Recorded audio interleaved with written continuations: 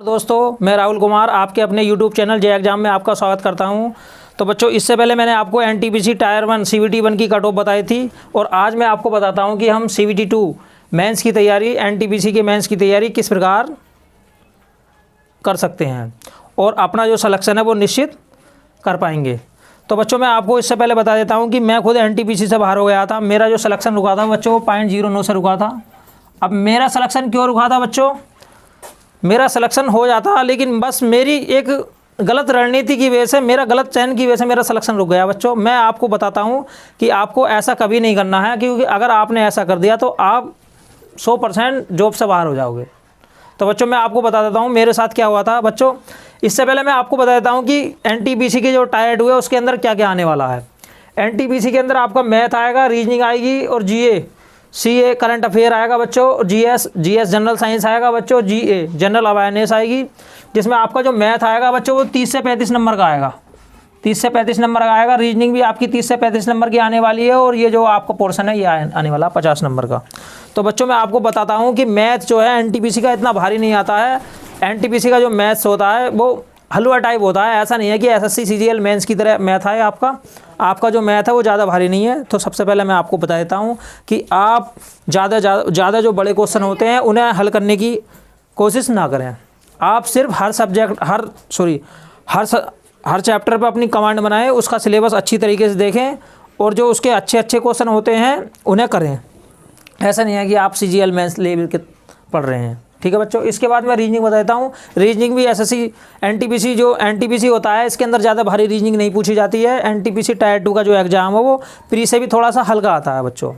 ठीक है, इतना भारी नहीं आता है। बस एक डर है हमारे अंदर, वो डर हमें दूर करना है और सही रणनीति, और अगर हमारा जो ध्यान है वो एकाग्र हो गया 100% आप सिलेक्शन होंगे और आप आने वाले स्टेशन मास्टर, गुड्स गार्ड या फिर TT वगैरह आप बन सकते हैं। ठीक है बच्चों, भविष्य में आप ये जॉब पा सकते हैं। अच्छी खासी जॉब होती है बच्चों। ये देखो, मैं आपको बता देता हूँ, मैथ 30 से 35 नंबर का आने वाला, किसी 2-3 दिन चलता है बच्चों इसका पेपर। किसी के अंदर आ जाता है 30 से 35 का, और रीजनिंग भी आपकी 30 से 35 आने वाली है। किसी में ज़्यादा जाती है और किसी में कम जाती है, लेकिन ऑल ओवर दोनों को मिलाएगा 70 नंबर का होता है। अब इसके अंदर आपका करंट अफेयर आता है बच्चों। करंट अफेयर कहाँ से कहाँ तक का आएगा मैंने आपको बताया था। हमें जो है 2020 की करंट अफेयर पढ़नी है बच्चों। करंट अफेयर पढ़नी है 2020 की और करंट अफेयर पढ़नी है 2021 की। अब 2020 की करंट अफेयर क्या पढ़नी है और 2021 की करंट अफेयर पढ़नी है बच्चों, वो तो देखो पेपर बनाने वाले के ऊपर बात है, वो कौन से साल की करंट अफेयर ज़्यादा रखता है, 2020 की या 2021 की। लेकिन मैं आपको कहता हूँ बच्चों कि ऐसा नहीं है कि आप 2021 की तैयार कर लो, क्योंकि जब हमने पेपर दिया था तो उस टाइम भी जिस साल पेपर हुआ था उससे पहले साल की करंट अफेयर थी। यहाँ तक कि उससे पहले साल की भी करंट अफेयर के कुछ क्वेश्चन थे। तो आप बच्चों 2020 की करंट अफेयर तैयार कीजिएगा कम से कम। अगर आप पूरे साल की ना कर पाते हैं तो आप जुलाई 2000 से बात की आप करंट अफेयर तैयार कर लो। ठीक है बच्चों। अगर आप 2020 की, क्योंकि समय बहुत कम है आपके पास में, मुश्किल से अगर आप तैयारी में लग जाओगे तो अब भी आपको ऐसी 40 दिन मिलेंगे बच्चों। 40-45 दिन भी नहीं है आपके पास अच्छी तरीके से। अगर आप 2020 की 6 महीने करंट तैयार कर सकते हैं तो कर लो बच्चों, लेकिन 2021 की तो आप कंप्लीट तैयार कर लो, क्योंकि ये तो पेपर सेट करने वाले के मूड पर करता है वो कौन से साल की करंट अफेयर लेता है। करंट अफेयर के बाद में बच्चों आप जनरल साइंस को आप जो है अच्छी तरीके से, जिसमें जनरल साइंस में बच्चों आपको बायोलॉजी का जो सेक्शन है बच्चों, बायोलॉजी आपकी सबसे ज़्यादा आने वाली है बच्चों। आप बायोलॉजी को अच्छी तरीके से, बायोलॉजी और केमिस्ट्री ये जो सेक्शन है बच्चों, आप इन्हें अच्छी तरीके से रट लो बढ़िया करके, जिससे आपका जो क्वेश्चन है वो बिल्कुल गलत ना हो पाए। और जनरल अवेयरनेस में क्या होता है, इतिहास आ जाता है, भूगोल आ जाता है, पॉलिटी आ जाती है, और चीज़ आ जाती हैं, इकोनॉमी आ जाती है। तो इसमें बच्चों आपको इतना ज़्यादा टाइम वेस्ट नहीं करना है, लेकिन थोड़ा बहुत तो ज़रूर वेस्ट करना है। ऐसा नहीं है कि बिल्कुल ही वेस्ट नहीं करना है, क्योंकि इसके अंदर जो प्रश्न है बच्चों, इसका जो एरिया है GA का बहुत ज़्यादा है।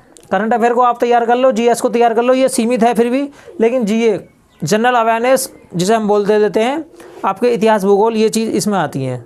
सामान्य जानकारी जो होती है इसके अंदर बहुत सारे सब्जेक्ट आते हैं, तो आप इसमें कम फोकस करो बच्चों, जनरल साइंस में, और CA करंट अफेयर में ज़्यादा फोकस करो। 100% आप 90+ मार्क्स अर्जित कर सकते हैं। दूसरी बात, कभी कभी तैयारी होने के बावजूद भी नंबर से हम चूक जाते हैं। सही रणनीति ना होने की वजह से। तो मैं बताता हूँ बच्चों मैं किस प्रकार एनटीसी में चूका था, एनटीपीसी में।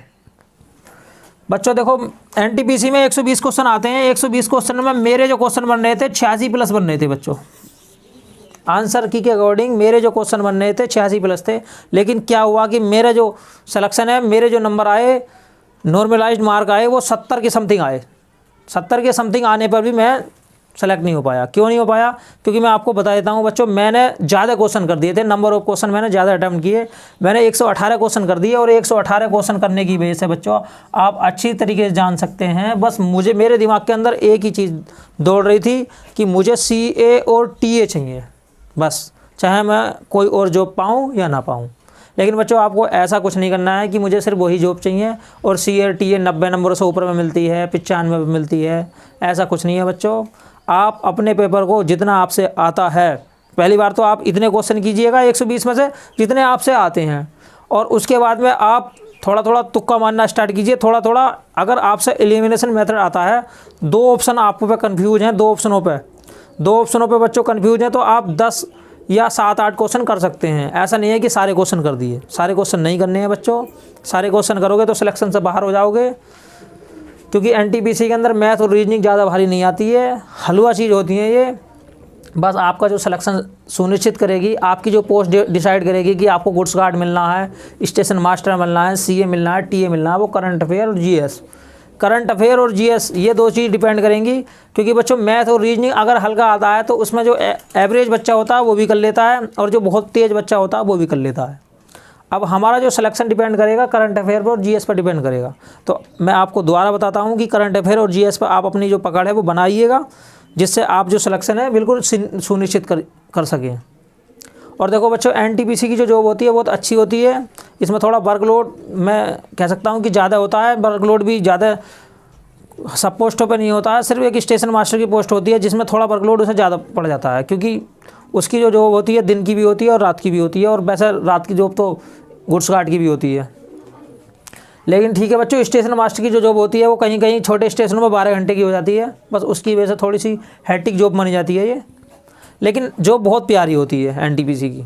अगर आपने बच्चों, अगर मैं 86 क्वेश्चन, जैसे मैं बात से भटक रहा हूँ थोड़ा बच्चों, बताता हूँ। जैसे मैंने 86 क्वेश्चन करे थे बच्चों, अगर मैं 86 में से अगर मैं 90 क्वेश्चन ही भी छोड़ देता अपने, या फिर 90 से मैं अगर 95 भी छोड़ देता, तो गारंटेड मेरा सिलेक्शन हो जाता। लेकिन मैं 118 करने की वजह से मेरा जो क्वेश्चन बचे थे वो मुश्किल से 73-74 बचे थे। लेकिन बच्चों मेरे क्वेश्चन ज़्यादा गलत होने की वजह से नॉर्मलाइजेशन हुआ, और नॉर्मलाइजेशन होने की वजह से मेरा जो स्कोर आया रो मार्क वो 69 पॉइंट कुछ आया था, 69 पॉइंट कुछ आया था। देखो मैं कहाँ था और कहाँ पहुँच गया, 2 मिनट में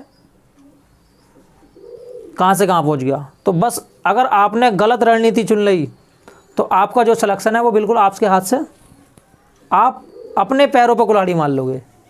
तो बच्चों ऐसा नहीं करना है। पहली बात तो हमें अभी देखो ऑफिशियल कोई एनटीपीसी की किसी भी साइट पर टायर 2 का जो सिलेबस है वो ऑफिशियल नहीं है डला हुआ। ये सिलेबस बस तो पिछले साल का था, और मेरे हिसाब से ये इस बार भी यही सिलेबस रहने वाला है, क्योंकि अगर एनटीपीसी सिलेबस चेंज कर दिया तो बहुत पहले सिलेबस दे देती है। ठीक है बच्चों, तो आप तैयारी करते रहिए और बी पॉजिटिव रहिए, कभी भी हारना नहीं है। जब तक तोड़ेंगे नहीं तब तक छोड़ेंगे नहीं वाली भावना रखिए।